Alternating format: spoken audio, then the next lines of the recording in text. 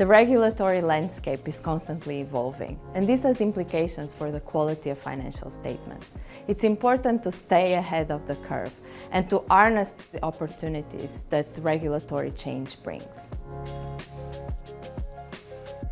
These regulation changes include the new lease accounting standards, as well as new rules for calculating loan provisions.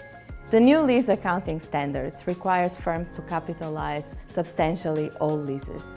This brought trillions of dollars of debt into firms' financial statements. And it also had implications for key ratios that are used to evaluate firm performance, firm leverage, firm growth, and firm efficiency. The lack of an harmonized lease standard across US and international standard setters also created the need for new adjustments. And it created some confusion on how to use lease information when applying discounted cash flow models.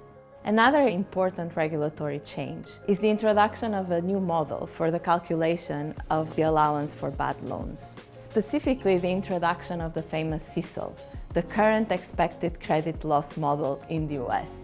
This was termed the most important accounting change for banks in the last 40 years. CECL requires banks to reflect all the losses that are expected throughout the contractual term of the loan upfront upon loan initiation. This significantly increases the discretion that banks have in calculating provisions.